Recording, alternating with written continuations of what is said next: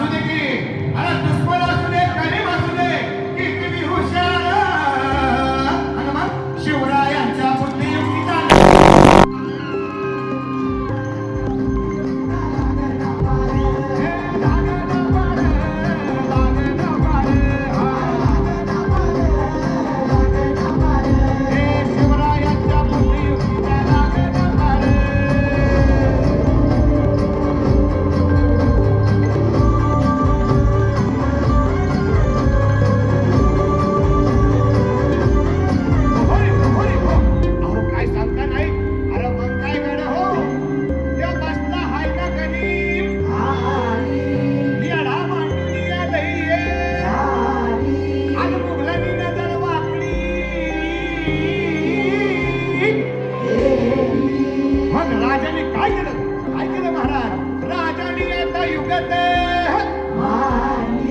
युगत मांडली, युगत मांडली,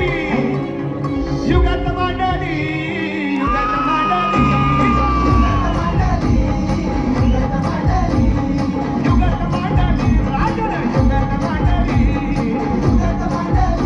युगत मांडली, बघा बघा बघा राजांनी आता शिवरायांनी महाराजांनी अशी ही युगत भक्ताची दुकानं सिद्धीच्या खेळत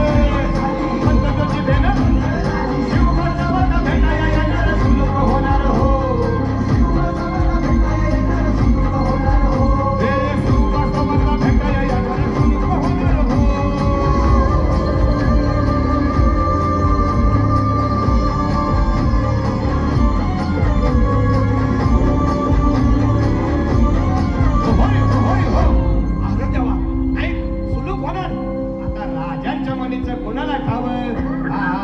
तू माझे ठावं ना असं झालं व्हाय नाही. अरे खरंच नाही, मला फक्त एवढंच ठावं की बघा बघा बघा राजांनी आता शिवरायांनी आपल्या महाराजांनी राजाने काहीतरी सिद्धीची आता आला वाटू दे त्याला.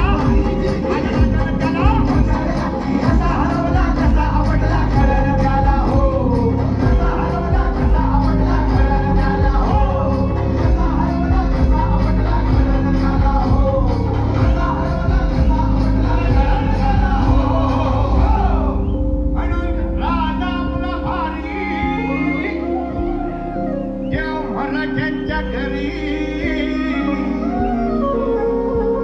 जसा महाभारत संगरी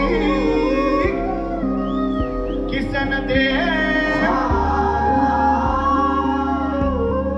आणि म्हणून सांगतो, अरे दुश्मन असू दे, गरीब असू दे, किती बी हुशार, शिवरायांच्या बुद्धियुक्तीचा, शिवरायांच्या बुद्धियुक्तीचा लागेना पार. शिवरायांच्या बुद्धियुक्तीचा लागेना पार. लागेना पार, लागेना पार. हा लागेना पार, लागेना पार. शिवरायांच्या बुद्धियुक्तीचा लागेना पार. शिवरायांच्या बुद्धियुक्तीचा लागेना पार. अरे शिवरायांच्या बुद्धियुक्तीचा लागेना पार.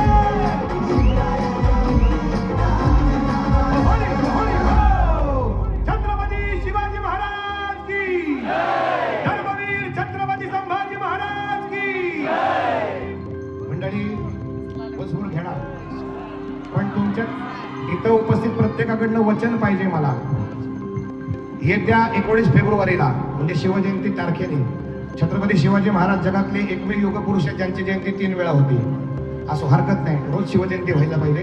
पण 19 फेब्रुवारीला आपल्या सर्वांचे लाडके लेखक, दिग्दर्शक, गीतकार आणि अभिनेता दिग्पाल सरांच्या संकल्पनेतून साकारलेल्या शिवराज अष्टकातलं 6वं पुष्प रणपती शिवराय स्वारी आग्रा हे प्रदर्शित होणार आहे. तुम्ही सगळ्यांनी ते बघणार.